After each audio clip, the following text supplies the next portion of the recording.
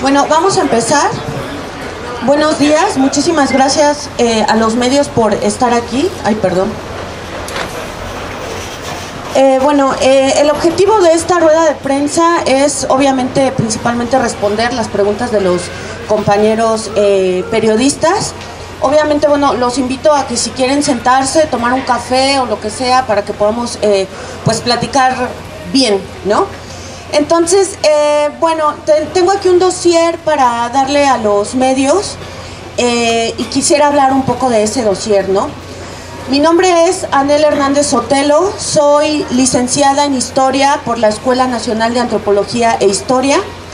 Tengo una maestría y un doctorado en Humanidades por la Universidad Carlos III de Madrid. Esa maestría y ese doctorado pues los pude obtener gracias a que concursé por una beca del CONACYT y entonces estuve becada en el extranjero durante 5 años. Posteriormente estuve trabajando en la Universidad de Guanajuato, después hice un postdoctorado en el Colegio de Michoacán en el Centro de Estudios de las Tradiciones. Trabajé también como profesora en la Universidad Iberoamericana de la Ciudad de México, en la Escuela Nacional de Antropología e Historia de México también. Y bueno, en el año 2016 opté por concursar en las plazas de nueva creación que salieron de la Benemérita Universidad Autónoma de Puebla. Concursé y gané una plaza. De hecho, aquí tengo la convocatoria de la plaza, donde se dice que la plaza que yo gané es una plaza de nueva creación, que además pues hay que tener en cuenta que esas plazas están subsidiadas también por el PRODEP, que es el Programa al Desarrollo y Mejoramiento del Profesorado, o una cosa así, que pertenece a la SEP, ¿no? Entonces, bueno, hoy mismo todavía pues el PRODEP me ha depositado un dinero que gané para hacer una estancia de investigación en España durante 1 mes y medio. Y bueno, pues como verán, mi situación es atípica, ¿no? Por un lado, el PRODEP me sigue financiando mi investigación y por otro lado, en la Facultad de Filosofía y Letras me quieren descabezar. Entonces, voy a contar brevemente cómo inició este conflicto, aunque bueno, la relatoría ya a lo mejor alguno de los compañeros periodistas la ha leído, pero voy a hacer breve, ¿no? A finales del año pasado, en el 2017, un grupo de estudiantes de la generación de la licenciatura en Historia de 2015 se acercó a mí solicitándome que yo fuera la tutora de su encuentro, la organización del encuentro interno de estudiantes de Historia. Estos estudiantes se acercaron a mí principalmente porque querían hacer un encuentro que estuviera focalizado en los estudios de los movimientos sociales y de los grupos subalternos. Aunque yo soy hispanista y mi primer libro lo acabo de publicar el año pasado, es un libro de casi 600 páginas que se llama Una historia de barbas y capuchas, yo me he dedicado a hacer investigación sobre historia de España en el siglo XVII y XVIII, pero eso no implica que solamente pueda hablar de eso, ¿no? De hecho, cuando recién yo opté por la plaza, una cosa importante es que yo misma fui la que hice los programas de las materias de Historia General de América 1 e Historia General de América 2. Esto para pues dejar sentado que no es posible que las autoridades de la facultad digan que no tengo el perfil o que no tengo horas para que me den. También yo misma hice el programa para un seminario de especialización sobre estudios de cultura escrita, a llevarse a cabo en los 3 últimos semestres del nuevo programa de estudios MUN 2016. Y recién llegué, me dijeron, pues no nos importa que seas hispanista, vas a dar Mundo Antiguo, Historia General de América 1 y 2 y México independiente, de la independencia al porfiriato, ¿vale? Yo obviamente, como soy una profesional de la docencia, pues no me quedo con que si yo no soy especialista en Mundo Antiguo, pues no puedo dar Mundo Antiguo, ¿no? Entonces me puse a estudiar y pueden dar fe mis estudiantes de que en tiempo y forma les entregué el programa, de que pues prácticamente todos los puntos que había que tocar del programa de esas materias de las que yo no soy especialista, pero que incluso he hecho el programa de estudios, pues ellos están muy bien, ¿no? En ese sentido, mi evaluación del último semestre de los estudiantes fue de 9.6, es decir, estoy muy bien evaluada por los estudiantes. Y bueno, pues resulta que a partir de que estos estudiantes se acercaron en el 2017, a finales del 2017, a que yo fuera su tutora en el encuentro, empezamos a trabajar. Quiero decir que recientemente ha aparecido un video donde sale el profesor Canales, el maestro Xolocotzi, bueno, toda la gente de la Secretaría Académica, junto con estudiantes que no están de acuerdo con el paro que han hecho los estudiantes del Colegio de Historia, de la Asamblea. Y bueno, una de las cosas, entre muchas mentiras que se han dicho en ese video, una de las cosas es que la maestra Carmen Labastida asume que yo era la coordinadora del encuentro interno de estudiantes de historia. Aquí a los medios les quiero decir directamente, yo no soy la coordinadora. La función del profesor que los estudiantes por generación escogen para llevar a cabo esta actividad es la función de un tutor, no de un coordinador. Entonces, desde finales del 2017, los muchachos, durante la gestión de la maestra, de la doctora Elba Rivera Gómez, que además, justamente como lo publicó La Jornada hace unos meses y lo recupera Proceso hace unas semanas, es una de las investigadoras de género de la Facultad de Filosofía y Letras que ayudó, junto con otros profesores de otras instancias académicas, a pues justificar que no se levantara la alerta de género en Puebla. Quiero decir aquí, y ya lo dije también públicamente, si a mí algo me pasa, esto no es un feminicidio, esto tampoco es una cuestión académica, esto ya devino en una cuestión política. Entonces, sí quiero dejar bien sentado en los medios que temo por mi seguridad. Mi abogado y yo hemos estado recibiendo amenazas. Y bueno, esto por un lado para que vean pues el tipo de gente que está en la facultad, ¿no? Entonces, Elba Rivera pues prácticamente estuvo llevando a cabo todas las gestiones que hacían los estudiantes para recaudar fondos para su encuentro. Entre estas gestiones, los estudiantes comenzaron, por ejemplo, a hacer rifas de libros, porque yo como tutora les decía, es que es importante que ya sepamos cuál va a ser la partida presupuestal que la facultad va a dar para la organización del encuentro. Y hasta ahora, incluso con la nueva gestión, los estudiantes no saben cuánto dinero van a tener para realizar este encuentro, ¿no? Entonces, los estudiantes comenzaron a hacer un cineclub, por ejemplo, o sea, diferentes actividades que no estaban planteadas como parte del encuentro, pero que en virtud de las necesidades económicas que tenían, pues entonces comenzaron a hacer estas cuestiones, ¿no? Y resulta que para el día 26 de abril se iba a hacer una rifa de un libro, y a partir de ahí surgió esta necesidad justamente de reflexionar sobre la desaparición forzada en México, a partir de que en ese día se cumplían los 43 meses de la desaparición de los 43 normalistas de Ayotzinapa. Quiero aquí dejar sentado que los estudiantes se equivocaron, eso es verdad. Yo les pregunté si ya tenían pues los espacios pedidos, etcétera. Ellos me dijeron que sí. Y el lunes justamente, no sé si es 22 o 23 de abril, pero por ahí la fecha, me hablan por teléfono los estudiantes y me dicen, maestra, vamos a tener que suspender el conversatorio porque nos faltó un papel. Los chicos que me hablaron, que no voy a decir sus nombres, pero me gustaría invitar a los medios de comunicación a que hablaran de este tema directamente con los estudiantes. Pues prácticamente me hablaron con la voz temblorosa, ¿no? Yo dije, pues no sé qué pasó. El martes, cuando vine a trabajar, se juntaron varios estudiantes para contarme efectivamente lo que sucedió ese día. Si bien los estudiantes no habían, por un error de ellos, no habían apartado la sala, me dijeron también, como cuento en la relatoría, que la maestra Carmen Labastida los hostigó diciéndoles que esas actividades no se podían hacer en el Colegio de Historia, que podían tener problemas con instancias superiores. Quiero decir aquí que la instancia superior de la coordinación de la facultad es la dirección, ¿no? También se les dijo una cosa que a mí me preocupó mucho, que fue que en realidad los estudiantes estaban haciendo una actividad que yo les había impuesto, porque la maestra Labastida conocía mi forma de pensar.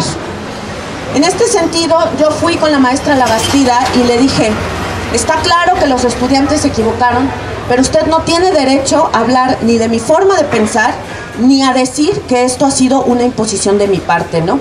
A partir de ahí, la maestra Labastida me dijo que yo, como coordinadora del encuentro, tenía que ir a pedirle permiso para hacer esta actividad.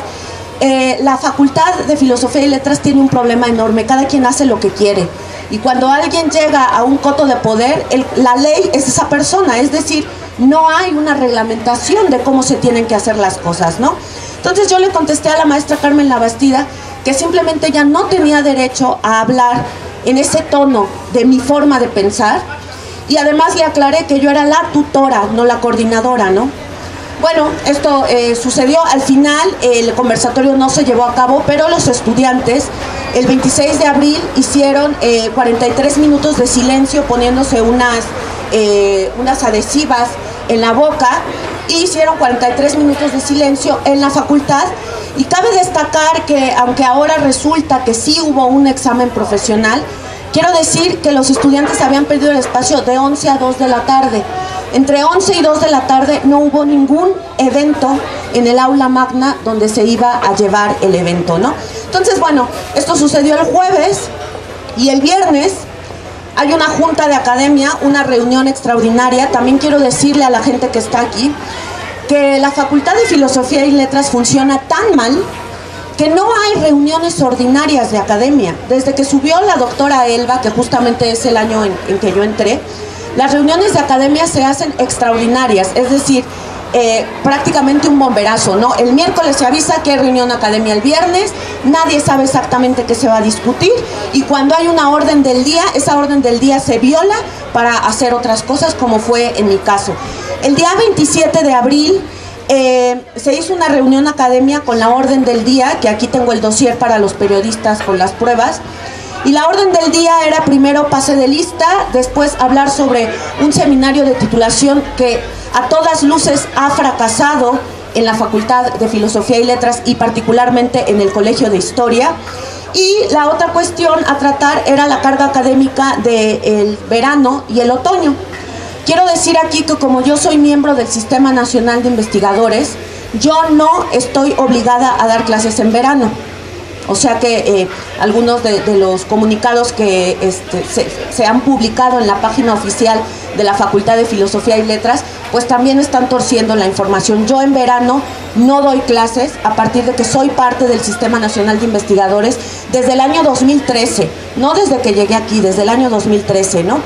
Entonces, pues como lo cuento en la relatoría, de pronto la maestra Elba Rivera se le ocurre que es una buena idea proponer a la academia votar a ver si los compañeros me quieren en la academia o no me quieren. La coordinadora, Carmen Labastida, la nueva coordinadora, toma la moción y dice, ala, vamos a votar, va por un bol, y entonces en un papelito cada académico pone, yo sí quiero que se quede, yo no quiero que se quede, etcétera. Y como hay unos gremios tan mafiosos y unos cacicazgos tan fuertes en el Colegio de Historia, pues prácticamente a mí todo esto me deja pensar que esto ya estaba planeado, o sea, que sabían que en la reunión de academia iban a hacer estas cosas, ¿no? Yo les dije que era ilegal lo que están haciendo, y esto sí le quiero dejar muy claro a los medios. Lo que yo he visto en estos 2 años que he trabajado en la facultad es que aquí todas las plazas se ganan a partir del compadrazgo, a partir del clientelismo y a partir del dedazo, a partir de la buena onda o a partir de que yo tengo amigos en rectoría, ¿no? Y entonces así los profesores van haciendo, digamos, concesiones en tanto, pues yo hago esto en la facultad y entonces gano esto de la rectoría o de la dirección de la facultad. Así funciona esto. El problema es que yo no le debo nada a nadie. Primero, porque yo entré por concurso de oposición.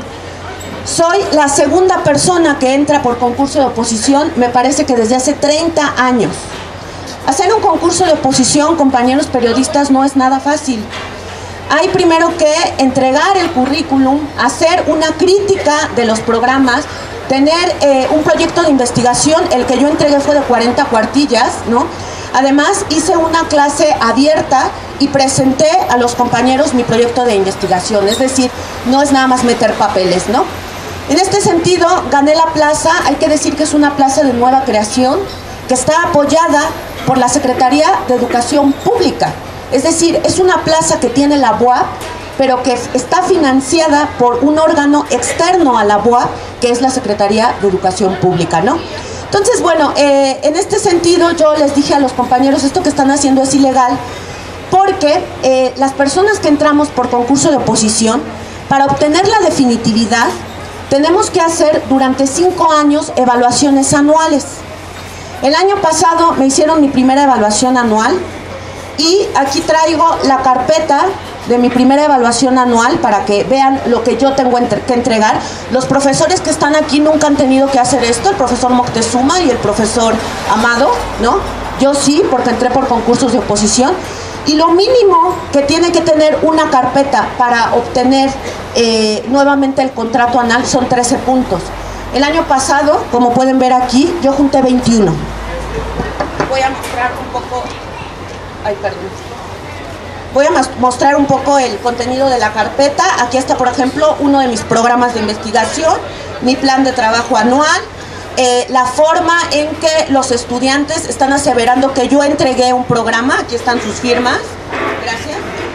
Aquí está la carga académica. Aquí está una constancia del encuentro interno de estudiantes de historia del año pasado, que me invitaron los estudiantes a presentar mi libro. Aquí está también que hice 3 seminarios de nueva creación, que yo soy la autora. Una lista de constancia de asistencia, que es también lo que me piden. Aquí están cursos que tengo que tomar, por ejemplo, en la Escuela de Formación Docente, en este caso, evaluación del aprendizaje a través de rúbricas. Otra constancia donde se dice que yo soy tutora académica de algunos estudiantes. Aquí otro curso sobre habilidades tecnológicas implantadas para la docencia, etcétera, ¿no? Aquí la entrega de calificaciones, que soy integrante también del padrón de investigadores de la Benemérita Universidad Autónoma de Puebla. Una constancia de un seminario que di en la UNAM, en la Facultad de Filosofía y Letras. Aquí está constancia también de que ya estoy dirigiendo tesis, constancia de un capítulo de libro, constancia también de un acta en donde estoy yo formando un grupo de investigación, constancia también de mi participación en un encuentro internacional de americanistas, constancia de un curso sobre diseños de estrategias del aprendizaje. Y una cosa importante, yo participé en la comisión acreditadora que recién pues acreditó a este colegio, y quiero decir, gracias profesor, quiero decir que en este sentido pues yo fui, digamos, una moneda de cambio muy importante para esa acreditación, ¿no? Porque soy la única persona, vamos, mi folder del concurso de oposición que hice fue utilizado para la acreditación, para asentar que en la Facultad de Filosofía y Letras sí entraban compañeros por concurso de oposición, ¿vale? También pues fui una carta de cambio muy importante en la acreditación, porque soy una vieja SNI, por decirlo de alguna manera. Los profesores más antiguos y grandes, Elba Rivera, por ejemplo, me parece que ella consiguió su SNI en el 2011, yo tengo 38 años y lo conseguí en el 2013. Nunca fui candidata a SNI. El CONACYT siempre directamente me dijo, estás evaluada para tener el nivel 1, ¿no? Entonces, bueno, esto es un poco para ponerlos en contexto de quién soy y de alguna manera por qué este grupúsculo de compañeros me quieren echar. Obviamente, pues mi presencia pone en entredicho su trabajo como investigadores, como académicos, y su trabajo también de gestión, ¿no? Entonces, bueno, yo les voy a entregar una relatoría de todos los hechos, pero lo que sucedió ese día fue que los maestros asentaron en una acta esto ilegal que habían hecho.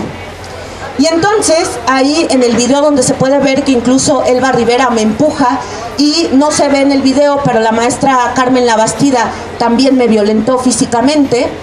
se metieron corriendo, después de que firmaron, se metieron corriendo a la dirección con esa acta donde pues estaban las firmas de los profesores que habían incurrido en esta ilegalidad, y al final el director nunca estuvo. El coordinador de educación, de estudiantes, perdón, Héctor Costilla, salió a decirme que ese papel era privado y que si yo quería una copia tenía que ir con la abogada general. Fui con la abogada general, me mandó a Vicerrectoría de Docencia, en Vicerrectoría de Docencia me mandaron a Secretaría Académica, en Secretaría Académica me dijeron que el director ya venía. Estuve hasta las 7 de la noche esperando al director. Durante todo este tiempo fueron los estudiantes quienes espontáneamente se juntaron en el patio de la facultad y comenzaron a discutir el problema, porque como lo he dicho desde el principio, yo no soy la cabeza de este movimiento. Y bueno, pues al final, a las 3 de la tarde le escribí al director un WhatsApp, le dije que había un problema. Me contestó hasta el día siguiente diciéndome que a ver si el miércoles tenía tiempo de recibirme.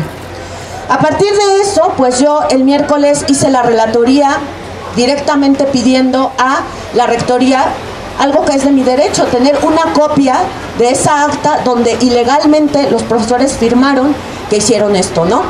Al final, bueno, pues el acta, yo no sé si todavía existe, porque resulta que me dijeron que la tenía la coordinación, después que la tenía la dirección, ahora resulta que la tiene la abogada general. El punto aquí, compañeros periodistas, es que yo ni siquiera tuve oportunidad de leer esa acta.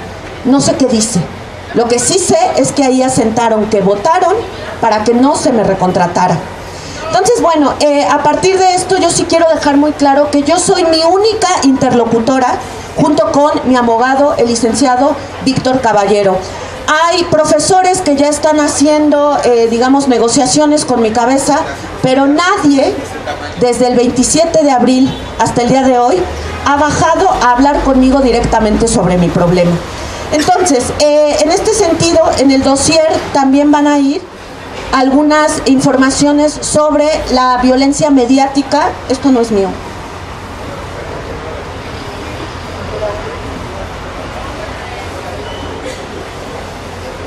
Sobre la violencia mediática de la que he sido sujeto. ¿Por qué? Bueno, primero, sin que nadie haya hablado conmigo, la facultad, sin firma, hizo este comunicado en donde dice que a partir de la recomendación del organismo acreditador no se me va a dar carga académica en verano y en otoño. Esto no está firmado y además ninguna autoridad académica, como ya les he dicho, ha bajado a hablar conmigo. Esto fue el día 3. El día 4 de mayo continúan con esta labor y entonces ahora dice que pues ya se ha comunicado que mi contrato vence hasta el 31 de mayo y que no hay carga académica para mí. Yo lo que estoy pidiendo es justamente la evaluación que ellos no me han querido hacer, ¿no?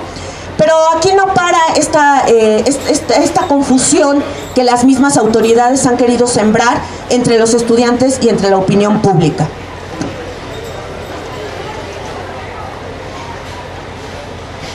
Desde esta página de internet que se llama Lobobuap, han estado circulando memes sobre mi trabajo. Aquí pongo los memes, no me voy a detener en cada uno, porque además son malísimos los memes, ¿no? Son, pero de verdad, de un ingenio, más bien de una carencia de ingenio totalmente. Pero lo que sí quiero leer es que justamente en esa página, que a mí me gustaría saber quién la administra, salió el único comunicado oficial, si se puede decir, ¿no? Aparte de los otros dos, que dice así: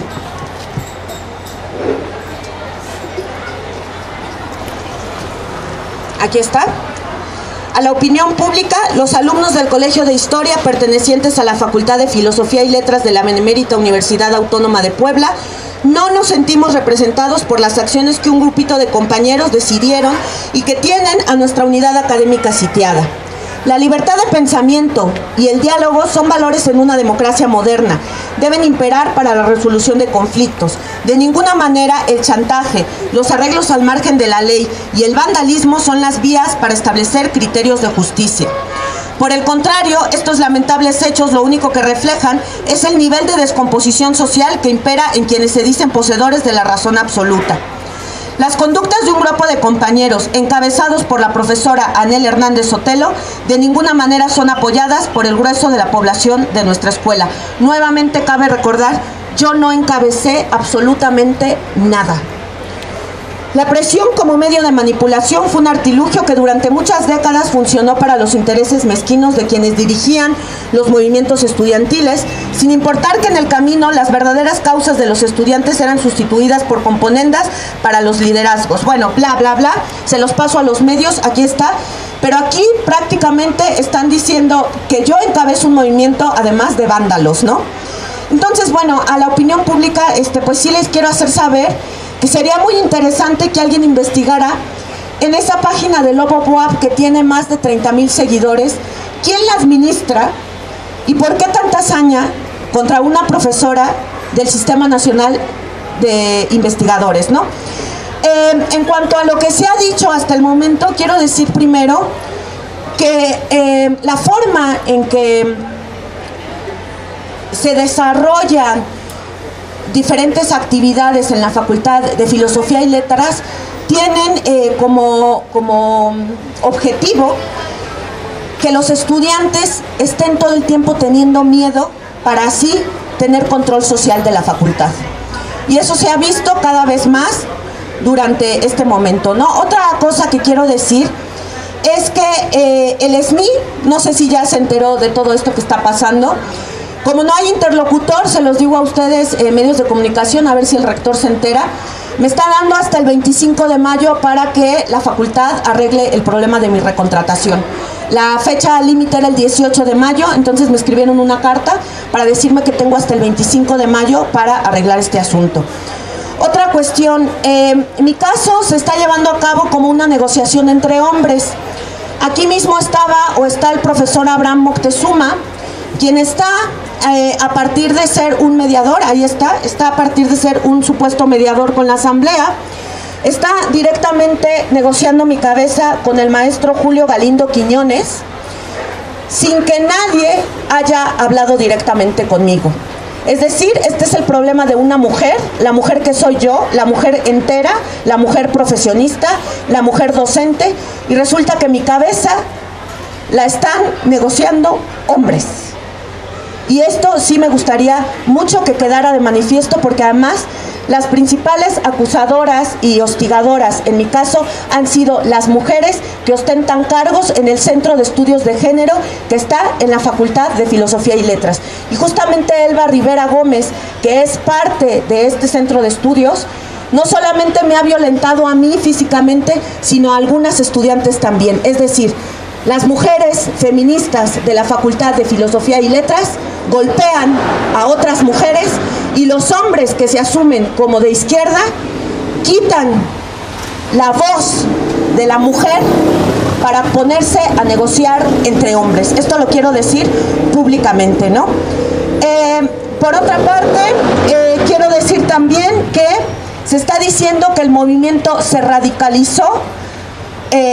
Yo quiero decir aquí que el movimiento nunca se ha radicalizado, porque el movimiento fue un movimiento espontáneo de estudiantes que se juntaron, hicieron una asamblea y decidieron parar. No sé de dónde sacan las autoridades que hicieron ese video nefasto, ¿no? No sé de dónde sacan que el movimiento se está radicalizando, ¿no? Y por otra parte, justamente, y esto también es de preocuparse, justo desde el día 27 de abril, denuncié en esta relatoría que cuando los estudiantes empezaron a reunir, había gente externa a la universidad sacándoles fotos. He puesto ahí una de las fotografías de estas personas, y es una cuestión que tampoco le interesa. Es decir, estamos hablando aquí que hay grupos porriles, desde mi punto de vista, que están incidiendo en este método que hay dentro de la Facultad de Filosofía y Letras, que tiene que ver con el miedo como instrumento de control social, ¿no? Entonces, bueno, ahora voy a pasar la voz al licenciado Víctor Caballero para que haga un señalamiento desde el punto de vista jurídico, y posteriormente vamos a contestar preguntas. Sí, les digo a todos que vamos a contestar preguntas solamente a los medios de comunicación. Sí, buenos días. Mi nombre es Víctor Caballero, director general de Colectivo AECUS, Promoción y Defensa de Derechos Humanos. Que debido a la problemática que involucró a la doctora Anel Hernández Sotelo, profesora investigadora titular A en el Colegio de Historia de la Facultad de Filosofía y Letras de la Benemérita Universidad Autónoma de Puebla, desde la asistencia que le brindó a un grupo de estudiantes del colegio referido, con el fin de llevar a cabo un evento académico el día 26 de abril de 2018 con el tema de la desaparición forzada de los 43 estudiantes de la Normal Rural Raúl Isidro Burgos de Ayotzinapa, Guerrero, que al final fue la razón política por la que se vio comprometida su recontratación en la plaza que obtuvo a partir de un concurso de oposición en 2016, manifestamos lo siguiente: que nuestro colectivo es un espacio de defensa y promoción de los derechos humanos con cerca de 22 años de experiencia luchando con la utilización de los recursos legales del propio Estado sin violentarlo de ninguna forma, en mayor proporción mediante el juicio de amparo, herramienta con la que actuamos constantemente para lograr de una manera efectiva y contundente que a las personas que representamos les sean respetados esos derechos. Que a partir de la instauración del miedo como elemento de control social por parte del Estado y concretamente desde la ejecución extrajudicial de luchadores sociales, como es el caso de nuestro compañero Carlos Sinoé Cuevas Mejía, tesista y activista de la Facultad de Filosofía y Letras de la UNAM, y la desaparición forzada, siendo caso emblemático de ello los hechos ocurridos con los 43 estudiantes de la Normal Rural Raúl Isidro Burgos de Ayotzinapa, Guerrero, desde nuestro colectivo hemos decidido llevar a cabo una serie de acciones en defensa de diversos casos, tales como estudiantes víctimas de la violencia en la UNAM, asesinatos, feminicidios y desapariciones. Respecto a los hechos que nos ocupan, dado que han involucrado estudiantes y a una profesora, desde su inicio hemos llevado a cabo acciones de difusión de exigencias, siendo la principal la que no haya represión en contra del movimiento. Interpusimos una queja ante la Comisión de Derechos Humanos del Estado de Puebla ante la presencia de grupos de choque en las inmediaciones del plantel, y estamos evaluando la interposición de una queja ante el Consejo Nacional para Prevenir la Discriminación en razón de que en una reunión de la que se hizo público un video, un académico llamó nazis a los compañeros de la Asamblea del Colegio de Historia que encabezan el paro, en la perversa y recurrente doble intención de la reacción en usar discursos en contra de sus detractores que al final los definen a ellos. Fue el día 4 de mayo de 2018 en el que desde este espacio decidimos asumir la representación legal de la doctora Anel Hernández Sotelo con la presentación de una demanda de amparo en contra de diversas autoridades de la UAP, al no haber dado respuesta a una serie de solicitudes que les hizo por escrito, de manera respetuosa y con fundamento en el artículo 8 de la Constitución Política de los Estados Unidos Mexicanos, el pasado 2 de mayo de 2018. En este contexto, el día de hoy estamos en condiciones de informar que el juez quinto de distrito en materia de amparo civil, administrativa y de trabajo y juicios federales en el Estado de Puebla ha admitido la demanda de amparo a que nos referimos en el punto anterior, misma que se encuentra radicada en dicho juzgado bajo el expediente número 918/2018. Dicha admisión será notificada en los próximos días a las autoridades de la UAP correspondientes, sobre lo que estaremos atentos a los informes que rindan ante el juez, de los que esperamos den respuesta a las solicitudes que les hizo la doctora Anel Hernández Sotelo, que en síntesis son: A. La expedición de una copia certificada del acta de academia de fecha 27 de abril de 2018 del Colegio de Historia de la Facultad de Filosofía y Letras de la Benemérita Universidad Autónoma de Puebla, en la que un grupo de académicos, fuera de toda ley, estatuto y reglamento de la UAP, decidieron la no recontratación de la doctora Hernández Sotelo al margen de la normatividad e instancias previstas en el reglamento de ingreso, permanencia y promoción del personal académico de la UAP, que describen específicamente en sus artículos 2, 15, 16, 24, 93, 94, 95 y sobre todo el 96. Que esta copia fue solicitada con fundamento en lo dispuesto por el artículo 8 de la Constitución Política de los Estados Unidos Mexicanos, siendo pertinente destacar que su expedición es perfectamente legal, en razón de que bajo ninguna circunstancia se trata de un documento privado, máxime que la UAP es un organismo público descentralizado del Estado mexicano y toda la documentación que genere es pública, con las únicas limitantes relativas a la publicación de datos estrictamente personales y que establecen las leyes correspondientes. B. la documentación relativa a la acreditación ante el Sistema Nacional de Investigadores que la doctora Anel Hernández Sotelo ha solicitado ya a la Facultad de Filosofía y Letras de la UAP, consistente en la plantilla de su situación académica actualizada. Esto con el fin de que se concrete la evaluación de su recontratación. Todo ello conforme a los artículos 2, 15, 16, 24, 93, 94, 95 y sobre todo el 96 del Reglamento de Ingreso, Permanencia y Promoción del Personal Académico de la UAP. Que ante la cerrazón de las autoridades de la dirección de la Facultad de Filosofía y Letras de la UAP, solicitó también la intervención del doctor Alfonso Esparza Ortiz, rector de esta casa de estudios y principal responsable de la recontratación de la planta académica, al ser el representante legal de la misma. También para solucionar el conflicto y para conocer cuál será el estado de la situación académica y laboral de la doctora Anel Hernández Sotelo. Precisamos que la admisión de esta demanda de amparo es sumamente importante también para sentar un precedente para integrantes de la Academia Mexicana y estudiantes de diferentes universidades, en razón de que en lugar de considerar a las universidades públicas de este país como espacios de crítica y con valores democráticos, de difusión de la cultura y el conocimiento, se han convertido en feudos de una burocracia arrogante plegada a los dictados del gobierno, que a partir del cargo buscan incrustarse en el gobierno por medio de las diferentes opciones de la partidocracia que controla, negocia y divide a la sociedad. Y más aún en momentos como este, en los que nuestro país está inmerso en un frenesí electoral que desde nuestra postura netamente anticapitalista es una farsa. Así también dejamos claro que la admisión de este amparo no es ninguna concesión del Poder Judicial de la Federación, sino que se trata de una respuesta congruente con la Constitución y la Ley de Amparo. Además, es también el resultado de una lucha constante que tenemos frente a la autoridad para que cumpla con la ley en general. También me voy a permitir dar lectura a un comunicado que diversas organizaciones han suscrito y que se están recabando pues pero hasta ahorita llevamos estos. Ciudad de México, a 13 de mayo del 2018, a la opinión pública. Por este conducto, diversas organizaciones, individuos y redes de apoyo al Congreso Nacional Indígena y al Consejo Indígena de Gobierno, además de apoyar a todo el movimiento nacional que lucha desde abajo y a la izquierda, nos manifestamos nuevamente desde la Ciudad de México en solidaridad con el movimiento que encabezan los estudiantes del Colegio de Historia de la Facultad de Filosofía y Letras de la Benemérita Universidad Autónoma de Puebla, que inició el día 3 de mayo del año en curso, como así lo hicimos en nuestro comunicado público de fecha 4 de mayo del 2018. Insistimos en el diálogo como la única vía para la solución de la problemática de los estudiantes y también exigimos a las diversas instancias del gobierno del Estado de Puebla y de la UAP a que instalen una mesa de negociación seria y que la representación de la universidad tenga facultades resolutivas, ponderando que deben tratar a los estudiantes y a su movimiento en toda su dimensión como mujeres y hombres libres.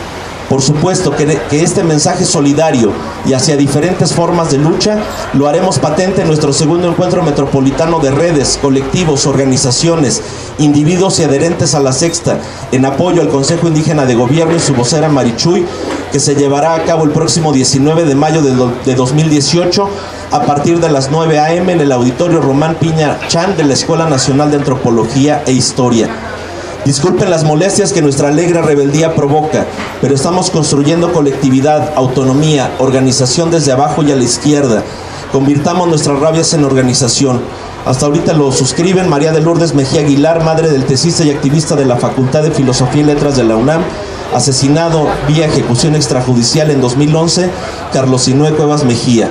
También Organización Política Multimedios, Resonancia Radio, Coordinadora Nacional Estudiantil, Agrupación La Lucha Socialista, Colectivo Rebelión, Colectivo AECUS, Proyecto 2120, hashtag Ángel de la Historia.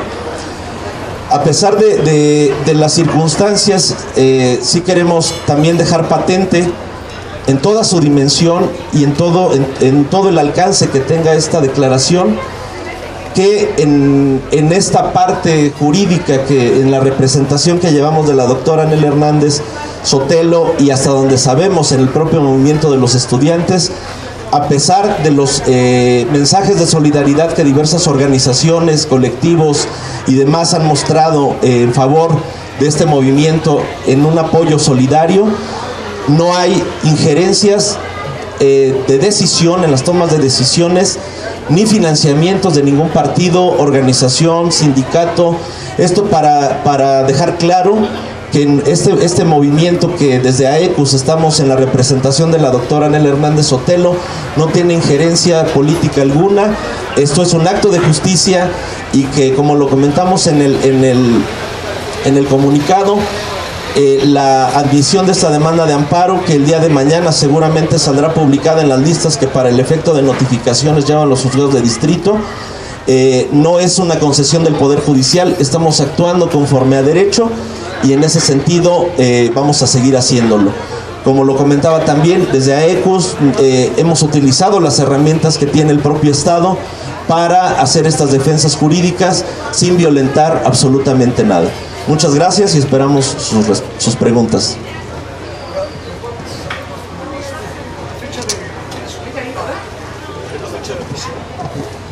El amparo lo presentamos.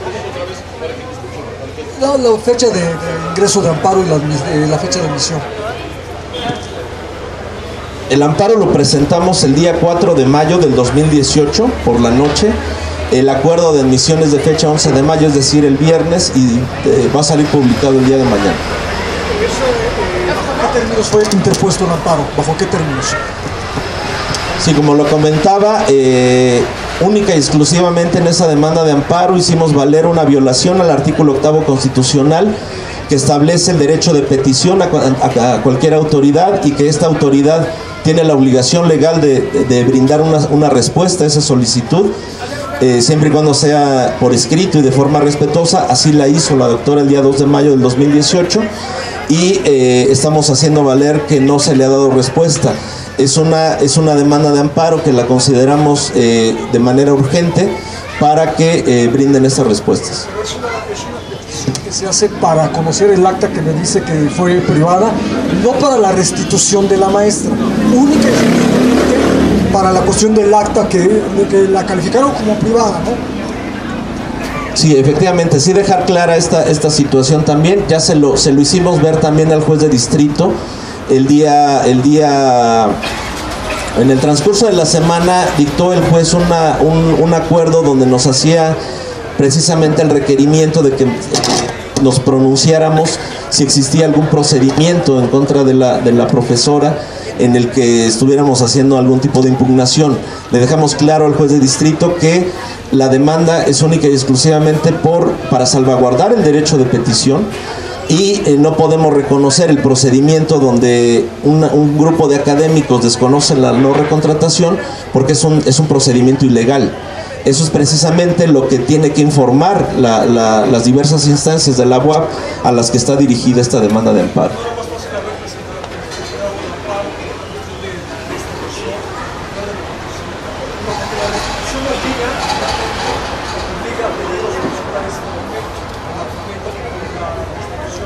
La razón legal por la que no impugnamos ese acto en concreto es porque es un acto ilegal, o sea, está fuera de la norma.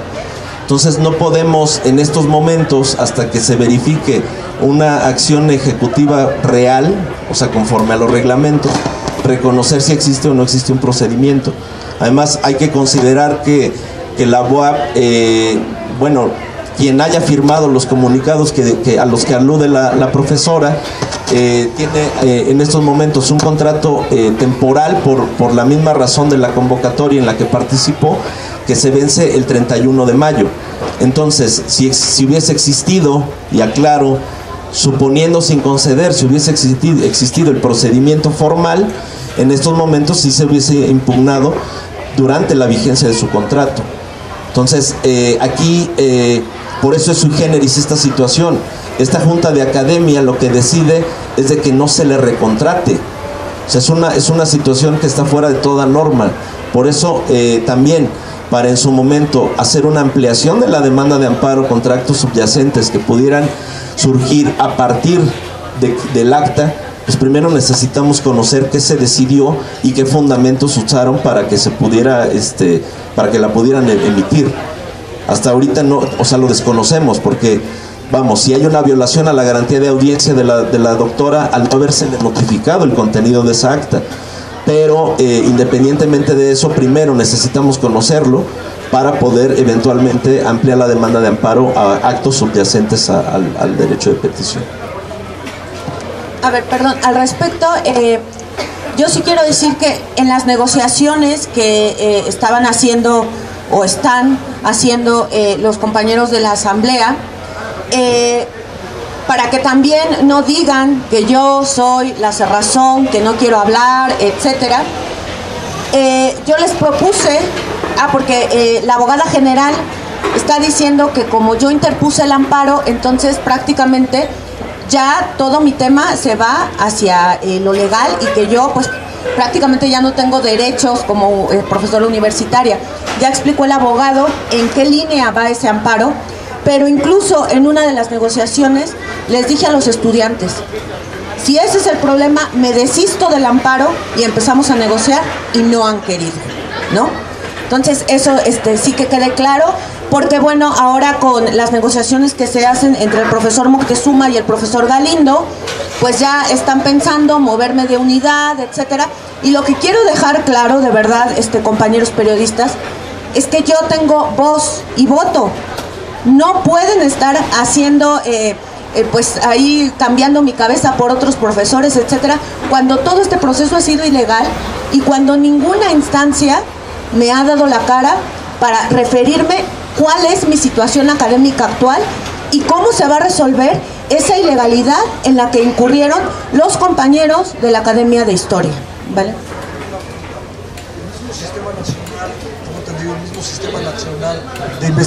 El mismo sistema nacional de investigadores, tengo entendido, tiene un área jurídica que incluso apoya o revisa los casos de todos sus integrantes.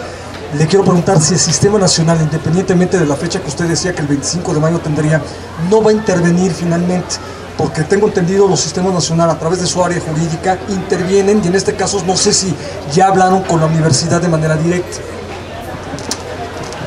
Respecto al Sistema Nacional de Investigadores, lo único que tenemos conocimiento es la carta que le hacen llegar a la doctora, donde le amplían el término para que presente la documentación.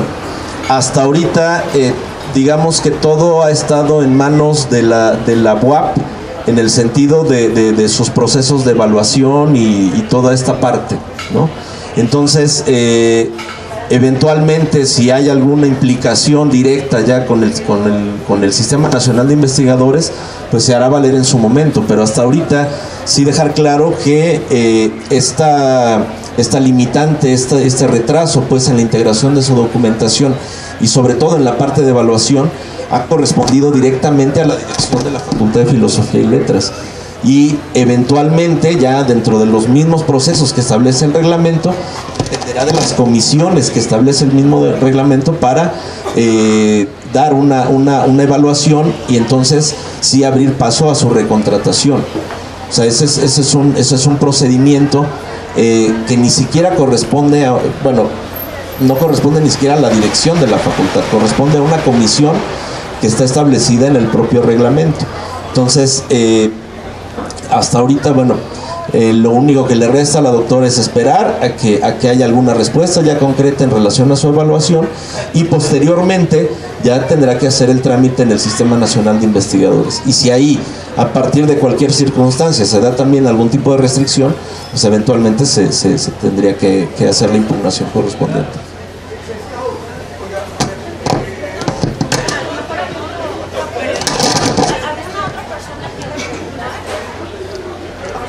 ¿Alguna otra persona que quiera hacer? Aquí está. Muchas gracias. Algunas preguntas muy concretas, muy simples. En el caso del documento que se está pidiendo del acta, ¿cómo puede ser posible que habiendo la doctora Anel participado de esa reunión, no se le haya entregado el acta, por ejemplo, para que ella la firme, así sea bajo protesta, ¿no? Lo lógico sería que cuando uno participa de una junta, pues se le facilite el acta para firmarlo, o sea, para convalidar la validez de esa junta. Entonces quería preguntar si eso sucedió o cómo es la figura. Lo segundo, ¿qué poder tienen Moctezuma y Galindo para hacer cambios, para mover a la doctora Hernández a otra unidad? Es decir, ¿En qué se benefician, por un lado, estas personas y qué poder tienen para hacerlo, incluso sin consultarle a la persona que finalmente va a ser objeto de esas decisiones, ¿no? Eso como un segundo aspecto. Y finalmente quería preguntar si la segunda evaluación, que la doctora nos ha contado sobre su primera evaluación con los 21 puntos, me parece, ¿no? Si no ha habido una segunda evaluación como correspondería a una evaluación curricular anual, que me parece que por estar 2 años debería haber una segunda evaluación, y no sé si ese es un factor también importante para una posterior definición en general. Esas 3 preguntas, por favor. Sí, gracias. Bueno, primero, dejar sentado, como ya dije, que yo nunca tuve en poder esa acta, no la pude leer y tampoco la pude firmar. La maestra Labastida me la arrebató de las manos cuando yo le pedí una copia fotostática, y entonces fue cuando salió corriendo rumbo a la dirección y atrás la maestra Elba, ¿no? Entonces, sí, o sea, lo mínimo es que yo hubiera podido firmar esa acta de decir, bueno, yo estuve aquí, ¿no? Lo segundo es sobre el poder del profesor Moctezuma. Bueno, en realidad no sé, pueden preguntárselo directamente a él, que está aquí, pero pues lo que sí puedo decir en general es que pues prácticamente aquí las plazas, los medios tiempos, los tiempos completos, etcétera, pues se cabildean arriba, ¿no? Yo controlo estudiantes y entonces tú me das tal o tal o tal, ¿no? Quiero decir también que directamente recibí, porque la Academia de Historia está dividida en 2 grupos. Yo me mantuve neutral todo el tiempo, y pues cuando empezó todo esto directamente recibí línea del profesor Marco Velázquez, que está en Roma, y yo dije, es que yo no voy a entrar a eso. O sea, yo no voy a estar haciéndole el caldo gordo a un grupo ni a otro grupo. Yo vine a trabajar y quiero que me evalúen mi trabajo, ¿no? Entonces, sobre esa cuestión, pues pediría que fueran a preguntarle directamente a él. Y la otra cuestión, pues sí, no hay evaluación de mi segundo año, porque justamente lo que yo estoy pidiendo, y esto me faltó decirlo, desde principios de abril yo fui con el secretario académico, porque sabía que en abril era cuando me tocaba mi evaluación, a preguntarle cuándo me evaluaban, cuándo me evaluaban, y me daba largas. La última vez que le pregunté fue justamente el 27 de abril. Hablando con compañeros que también entraron por concurso de oposición, a ellos les pidieron su carpeta el 16 de abril, lo cual me dice que la CODIMA, que es el órgano evaluador de los procesos de concurso de oposición, pues al menos estaba en sintonía con el secretario académico y con el director, pues para no hacerme la evaluación, y entonces decir, bueno, pues su contrato se terminó y ya está, ¿no? Entonces, quiero decir aquí a los medios, yo estoy peleando por 2 cosas. 1, por esa acta, y segundo, porque me hagan una evaluación que además sé que la voy a pasar. Ese es el problema. No me quieren evaluar porque saben que académicamente no me pueden echar. Entonces, por eso están buscando pues este tipo de cosas, y ahora decir que yo soy pues prácticamente la lideresa de un grupo de guerrilleros y cosas así, ¿no?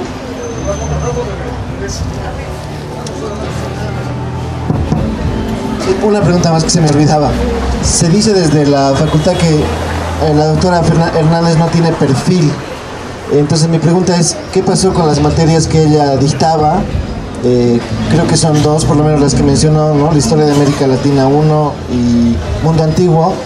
Y si las personas que se incorporaron después de ella, por ejemplo, sí cumplen con el perfil, por ejemplo, porque ha habido otras incorporaciones, incluso desde la Facultad de Comunicación. Entonces quería saber si a lo mejor el perfil que andaban buscando y que aparentemente no encontraron, lo tienen con estas nuevas incorporaciones.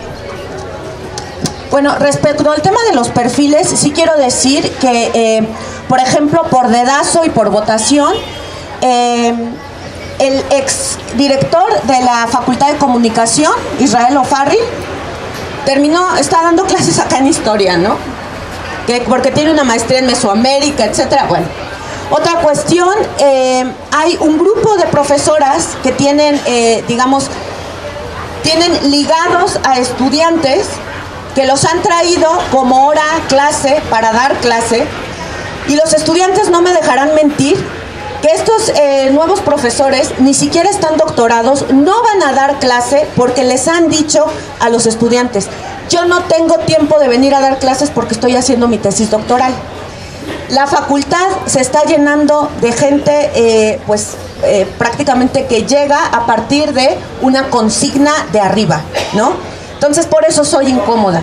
En cuanto a los perfiles, bueno, quiero decir que la maestra Lidia Gómez, ella es licenciada en estudios religiosos, es decir, tiene una licenciatura en teología y está dando clase en la facultad, ¿no? A mí me están diciendo que mi perfil no es un buen perfil porque tengo maestría y doctorado en humanidades, sí, pero en la Universidad Carlos III, donde yo estudié, ese es el título, pero los estudiantes, ahí habíamos estudiantes de arte, de teatro, de historia, de filosofía, de letras, y cada quien, de acuerdo a las materias con las que iba escogiendo, pues iba teniendo su perfil, ¿no? Si ustedes ven mi currículum, que además está público en academia.edu, prácticamente toda mi producción académica ha sido en historia, ¿no? Y no nada más en historia de la época moderna, sino que también he escrito, porque es un tema que ahora me interesa, he escrito sobre los crímenes en contra de estudiantes en la época moderna, ¿no? De hecho, históricamente soy la historiadora que está acompañando también el caso de Carlos Sinúe Cuevas Mejía. Y este año, ahora en el viaje a España, que no sé si al final lo voy a hacer, pero ahí dirijo un simposio con un profesor del Instituto de Ciencias Sociales y Humanidades, el doctor Hugo Moreno, que es sociólogo. Voy a dirigir ahí un simposio sobre el ejercicio del poder político en América Latina en el siglo XX, ¿no? Entonces, esta cuestión de que no tengo el perfil, pues ya he demostrado que aunque no tenga perfil de egiptóloga, puedo dar clases de mundo antiguo y los estudiantes están a gusto, ¿no? Sí, precisar en el aspecto del perfil académico, sí decir que toda la documentación de la doctora sobre sus posgrados en España están apostillados los documentos, están reconocidos por la Secretaría de Educación Pública en homologación a estudios asimilables en México. No, ella no, vamos, los grados los tiene reconocidos ante la Secretaría de Educación Pública. Caso distinto era, por ejemplo, el caso que menciona, o sea, en México no hay una regulación formal para una licenciatura en teología o en estudios religiosos. Entonces, eso digamos que se da, o sea, en las únicas instancias, digamos, que en México se da esta situación de teología es en los seminarios, y esos estudios no tienen un reconocimiento de validez oficial, obviamente, ¿no? Además de que no son públicos. Y los grados académicos con los que cuenta la doctora sí tienen el reconocimiento de por homologación de la Secretaría de Educación Pública. No, pero, nada más una pregunta. ¿Con la CODIMA han interpuesto algún documento por este retraso en la petición de los documentos para la evaluación? Y otra, la secretaria académica, ¿cuándo fue que dijo que porque estaba un proceso de amparo no se podía ver el tema en negociación? Y si fue mediante un documento oficial o un comentario, y si fue en un documento oficial o no oficial, ¿en dónde fue publicado? Para que quede precisada la información, la dirección de la Facultad de Filosofía y Letras es la que tiene que generar la gestión ante la CODIMA, de acuerdo al reglamento, y así se verificó pues en la evaluación anterior de la doctora. Aquí el problema que se tiene es de que precisamente la dirección de la facultad no ha iniciado con ese trámite.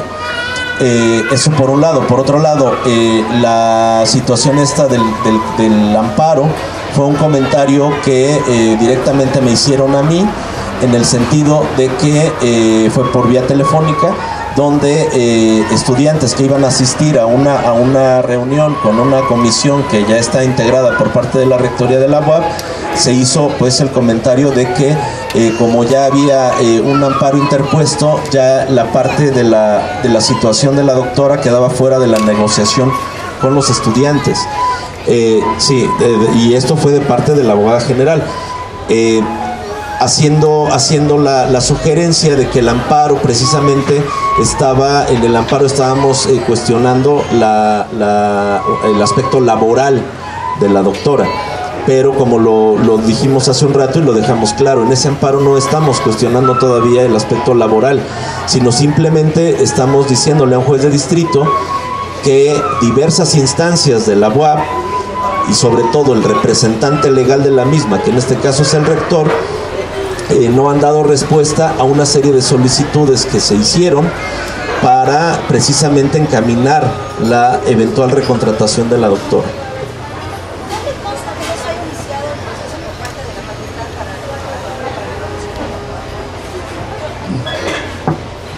No consta porque ellos están jugando a que se vaya el tiempo, ¿no? Pero justamente en el dossier, aquí pongo una carta que dirigí al secretario académico, pidiéndole primero que por escrito me explique por qué no fui convocada a la evaluación como los otros compañeros, y pues tampoco hay respuesta.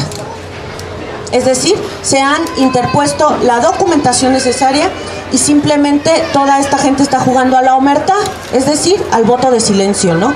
Que es también, pues, como se dirimen la mayoría de los conflictos en la facultad, ¿no?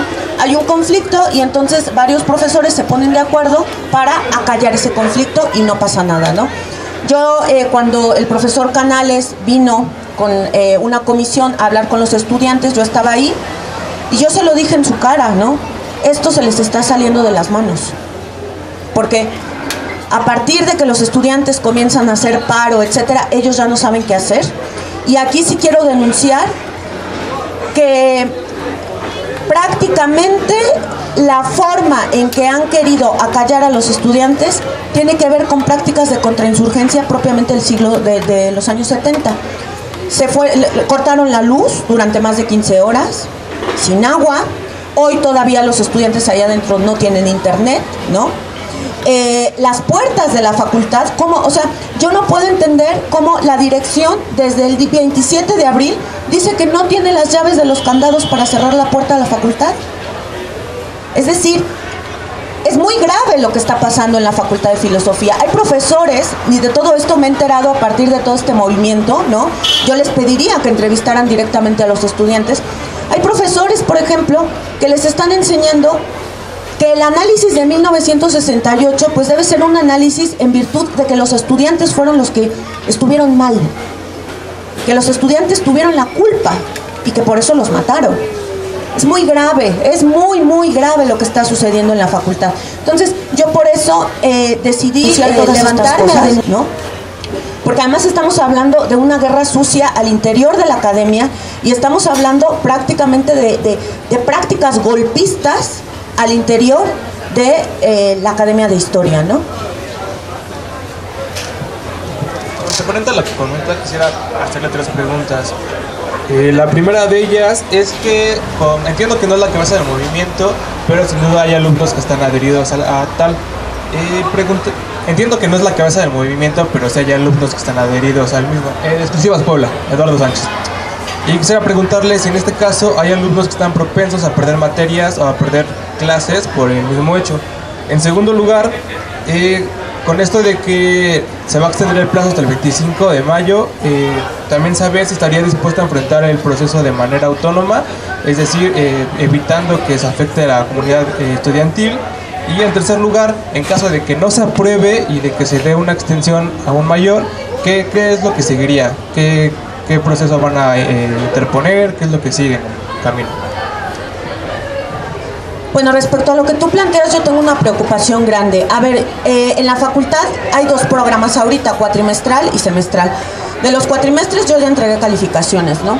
Los semestrales hay que entregar calificaciones para el día 23. Yo justamente lo que le comentaba en alguna ocasión a los estudiantes paristas es, la situación es grave porque por un lado, obviamente, si ellos están o estaban apoyando el paro a partir de lo que sucedió, ¿no? Ahí sí pues pido que hablen con los estudiantes para ver qué pasa con su pliego petitorio, ¿no? Pero hasta el momento oficialmente ellos lo que piden es que se me haga la evaluación. Pero claro, si esto se alarga, entonces el 23 de mayo que yo tengo que subir calificaciones, ¿cómo le voy a hacer? O reprueba todo mi grupo porque estoy en paro, ¿no? Apoyando a los estudiantes, o les empiezo a pedir trabajos y entonces les saboteo su paro a los estudiantes. Porque hay que decirlo también, muchos profesores les están diciendo a los estudiantes, estamos en apoyo con ustedes, pero vienen a pedirles los trabajos. Eso es sabotear un paro, ¿no? Entonces, en este sentido, la situación es grave. Yo sí quiero decir aquí que de ninguna manera yo he pretendido, primero, yo no pretendí, no fue mi idea que la facultad se levantaba en paro, y segundo, yo les he dicho a los estudiantes que ese paro tiene que terminar pronto. O sea, yo no, porque además, justamente las instancias universitarias están jugando al desgaste, están jugando, ¿me permite? Están jugando también a que los estudiantes empiecen a pelear entre ellos, a dividirlos, ¿no? A que entran profesores a dar ciertas propuestas, etcétera, en lugar de cuestionar eso. La otra cosa, que si yo voy a seguir llevando un proceso de manera autónoma, claro que sí, yo no dependo del paro. El paro es una instancia que se hizo por los estudiantes, pero yo estoy haciendo un proceso legal, ¿no? En este sentido, como lo explicó el profesor, y yo voy a seguir, porque esta cuestión también que tienen mucho aquí en la UAP de hay un profesor incómodo, pues lo reinstalamos en otro lugar, etcétera, es lo que quieren hacer ahora conmigo, ¿no? Pero además lo más grave es que nadie ha bajado a hablar conmigo. Entonces, independientemente de lo que los estudiantes hagan, yo sigo mi proceso legal. No sé si te contesté.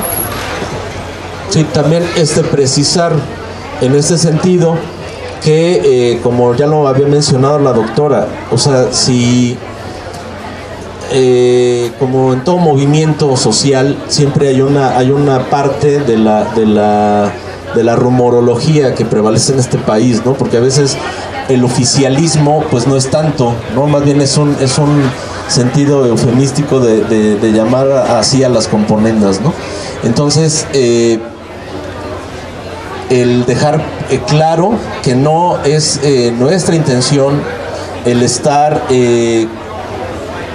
cuestionando en tribunales el buen nombre de la UAP, pues, o sea, porque a veces hay mucho de eso, ¿no? Que generalmente las universidades en general en el país siempre se ven muy afectadas cuando hay situaciones de tipo político en un conflicto.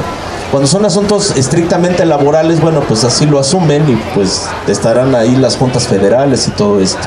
Pero aquí hay un tinte político muy claro, que todo esto surge a partir de la intención de llevar un acto académico sobre uno de los temas más emblemáticos de represiones en este sexenio. O sea, aquí en el que están involucrados organismos internacionales, donde los padres y madres de Ayotzinapa han pisado universidades en Estados Unidos, en Europa, en América Latina, donde han sido escuchados por los estudiantes en diferentes eventos de todo tipo, o sea, desde seminarios, conferencias, ruedas de prensa, en salones de clases aquí mismo en la UAP. El año pasado hubo en la Facultad de Economía hubo un evento con un padre de Ayotzinapa. Entonces, aquí la situación se concretó a partir de ese acto académico que este grupo de profesores lo convierte en un acto político y que tiene una decisión política, pues evidentemente desproporcionada al hecho. Entonces, sí dejar clara esa parte, que la responsabilidad directa de que en estos momentos se esté dando una situación a nivel nacional, porque de esto ya está enterado todo el país, pues en la proporción guardada, pero aquí la situación es de que se restringe la participación de representantes de un movimiento de trascendencia nacional que incluso puede llevar a Peña Nieto a tribunales internacionales por delitos de lesa humanidad. El impedimento que se da a un acto por un grupo de profesores con una evidente carga política es lo que nos tiene aquí. No es responsabilidad ni del movimiento, ni de AECUS, ni en sí mismo de la profesora el que haya sucedido esto, sino fue una decisión política de un grupo de profesores. Entonces, ahí sí dejar perfectamente claro y establecido que si hay una postura de gobierno, una postura de derecha, pues al interior de estas academias, bueno, pues que las diriman en los debates y y en las posturas ideológicas y políticas que existen no en el ámbito académico. Para eso cualquiera en este país, y lo vemos con la partidocracia y ahora con esto de las independientes, cualquiera puede ser candidato y entonces sí, en una tribuna política, sí manifestarse a favor o en contra del movimiento de Ayotzinapa. Aquí hay una situación evidentemente política donde se restringe a un grupo de estudiantes el llevar a cabo un evento, sobre todo el día en el que se cumplían 43 meses de una desaparición forzada, que es un delito de lesa humanidad y es un delito que está prohibido por los tratados internacionales de La Haya y que está acreditado por lo menos en el grupo internacional de expertos independientes de que no solo hubo injerencia de la policía de Iguala, sino de otras policías, y hasta hubo presencia de elementos militares, de inteligencia militar en los hechos. Son 4 puntos los que los padres de Ayotzinapa han estado insistiendo en que se desahoguen. Entonces, todo esto, si desde una facultad de filosofía y letras, donde hay carreras humanistas, de sociología, de historia, donde hay estudios en todo el mundo, ya hay hasta proyectos de tesis doctorales del tema de Ayotzinapa, que tienen una visión estrictamente académica de lo que ocurre en el país a partir de una guerra en la que nos involucra un gobierno de reacción como el que prevalece en el país y en Puebla y en varios lugares, no es posible que ante un evento donde era una plática, un conversatorio académico con la participación de papás de Ayotzinapa se den estas cosas. O sea, de alguna forma hubo una decisión política en eso.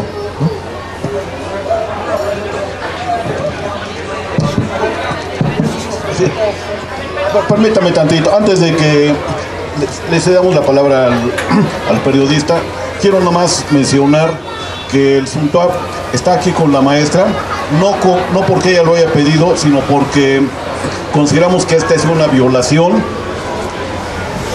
Está bien. Hace rato usted, maestra, perdón, y ahorita que habló el abogado, hace rato usted mencionaba la cuestión de los errores que habían cometido los estudiantes con respecto al evento que habían organizado del conversatorio, y que reconocía que hubo esos errores que impidieron fundamentalmente la organización y que se realizara al final de cuentas esto por un reglamento interno que se debe respetar o no, al final, pero bueno, finalmente cometieron el error que las autoridades, si quieren, las aprovecharon y al final de cuentas eso. La semana pasada que hicieron la rueda de prensa, les preguntamos precisamente sobre incluso la cuestión del pliego petitorio, ¿sí?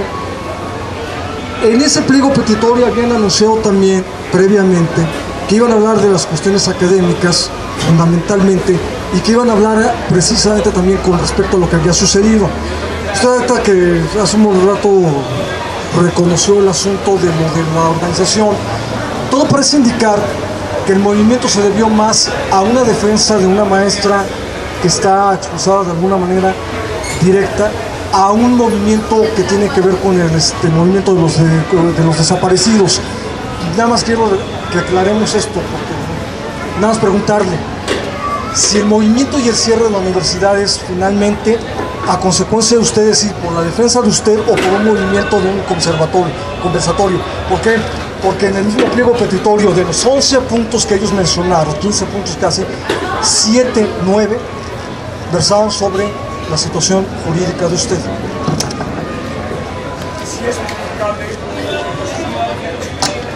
Sí, nada más dejar claro, a ver, hasta donde comentó la doctora, esto obedeció a errores logísticos de parte de la organización, pero las manifestaciones que les hacen adicionales al error logístico fueron políticas.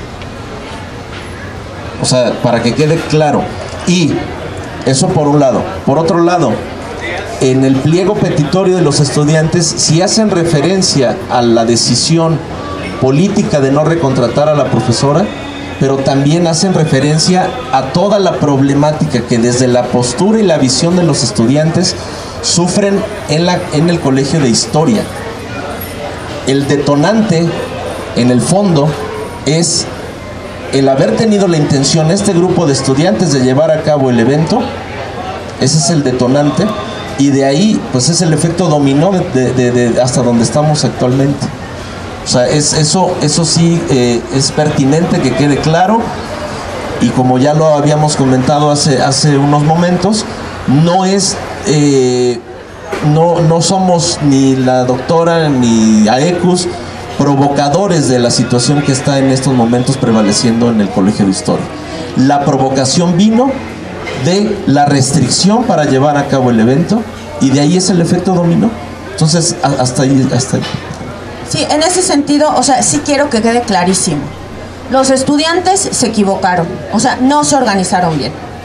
Y yo por eso, el lunes que me dijeron, se tiene que cancelar, dije, vale, pues se equivocaron.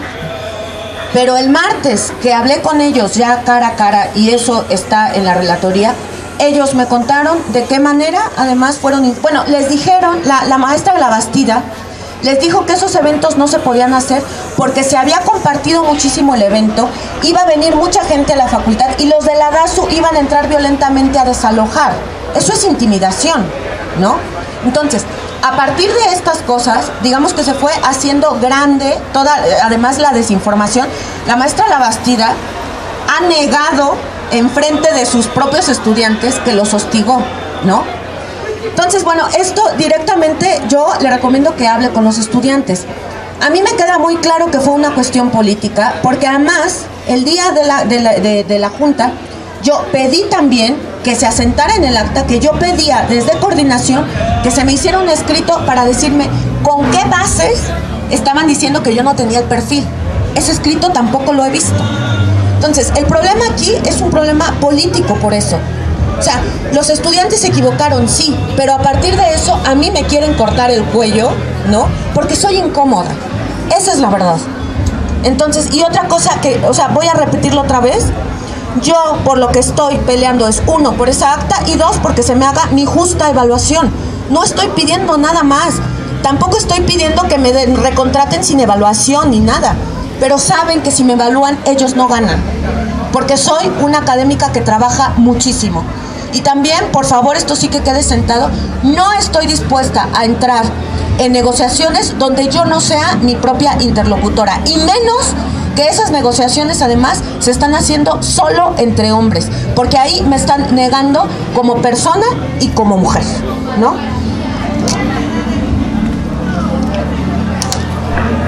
Gracias, yo solo quiero hacer 2 preguntas. La primera es, ¿usted conoce al maestro Julio Galindo Quiñones? Y mi segunda pregunta es, ¿cómo usted es que tiene conocimiento sobre la negociación que mencionó hace un momento con el maestro Moctezuma? No conozco a Julio Galindo Quiñones, nunca lo he visto. ¿Cómo conozco? Bueno, pues porque ayer un grupo de la asamblea, pues me pasó información de la última asamblea que hicieron, pero eso sí yo no lo puedo revelar aquí, ¿no? O sea, fueron estudiantes que me dijeron lo que había pasado en la asamblea. Así lo conozco directamente por un grupo de estudiantes, pero comprenderás que no te puedo decir nombres y que además yo no puedo hablar por la asamblea. Entonces, esas cuestiones quizás sería mejor que hablaras directamente con ellos, ¿no? Se tiene el conocimiento de que se han convocado a usted a reuniones con el maestro Julio Galindo, y quisiera saber si eso es real o no. No, a mí nadie me ha hablado. Quiero decir que con Julio Galindo hubo ahí cuando empezó todo este rollo, un estudiante me recomendó que sacara una cita con Julio Galindo, porque Julio Galindo conocía lo que estaba pasando en la facultad. La cita la saqué, fui el miércoles 2 de mayo y me dijeron que no estaba, que bla, bla, bla. Y el viernes, que fue cuando entró el amparo, el viernes me habló su secretaria para decirme que Julio Galindo me esperaba a las 5. En ese momento yo emocionalmente estaba muy mal. O sea, sí quiero decir que esto emocionalmente me ha pegado muchísimo, ¿no? Entonces yo no me sentía emocionalmente fuerte para ir a negociar. Entonces yo dije que no podía ir a la junta, justamente dije esto porque me sentía mal, y quedamos que ellos me iban a hablar por teléfono otra vez. no se han comunicado conmigo y el señor Julio solamente se ha comunicado con el señor Abraham Moctezuma, que está aquí. Entonces, ninguna autoridad ha bajado a hablar conmigo, eso que quede clarísimo, por favor. Y ninguna autoridad ha contestado por escrito las cuestiones que yo les he pedido. Eso que quede muy claro, por favor. ¿Sí?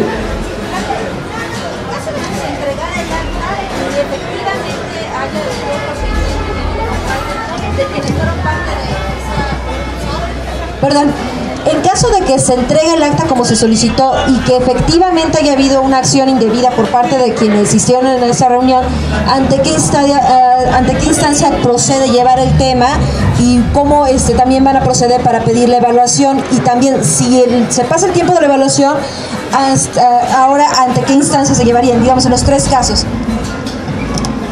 Bueno, inicialmente necesitamos conocer como ya lo decía hace un rato, primero necesitamos conocer el contenido del acta para saber ante qué instancia se podría llevar a cabo.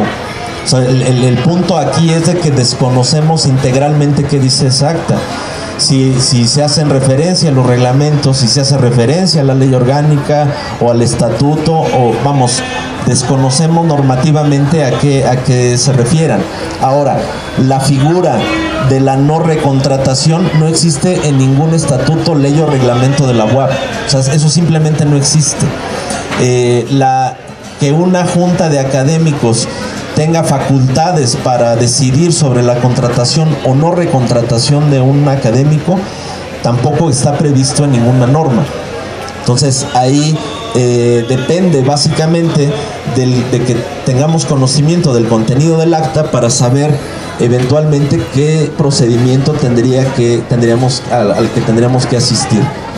Lo que formalmente, si no, vamos a jugar un poquito a la imaginación. Si no hubiera ocurrido lo que ocurrió en estos para el día de hoy, la doctora ya debió haber presentado su documentación para la evaluación y ya debieron haberle emitido si era favorable o no. O sea, en ese punto estamos. ¿Por qué no ha ocurrido eso? Bueno, pues precisamente porque al presentarse el conflicto, pues se detuvieron toda la parte relacionada a ese procedimiento de evaluación. Entonces, la instancia en este caso que está encargada de recabar toda la documentación institucionalmente es, como ya lo comentó la doctora, la Secretaría Académica, y de ahí lo emite hacia la comisión y la comisión emite su resolutivo y posteriormente pues viene la elaboración del contrato y demás, que eso es lo que está previsto en el reglamento, ¿no? El reglamento en realidad no tiene una condición de restricción para recontratar a un profesor que esté cumpliendo con la evaluación.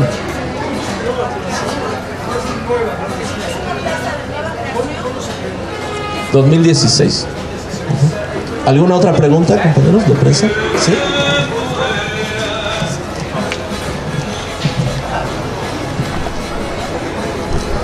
Solo una pregunta. Bueno, desde que inició el paro, tengo entendido que los estudiantes han estado en paro, ¿no? Entonces, bueno, más bien es por la razón que apoyan su causa, ¿no? Entonces, ¿cuáles son las condiciones de paro o cómo hacen los muchachos para mantener el paro? ¿Vienen a sus casas, comen, regresan o cómo es que se mantiene? Bueno, eso directamente se lo tendrían que preguntar a los estudiantes, porque en realidad no hay, vamos, aquí no hay ningún tipo de dirección, pues. Bueno, pues les agradecemos mucho su presencia. Estaremos informando estaremos informando vía redes sociales la evolución, pues, en el plano jurídico de toda esta situación, y les vamos a entregar pues un paquete en el que van a contener, entre otras cosas, el boletín de prensa y la demás documentación. Muchas gracias.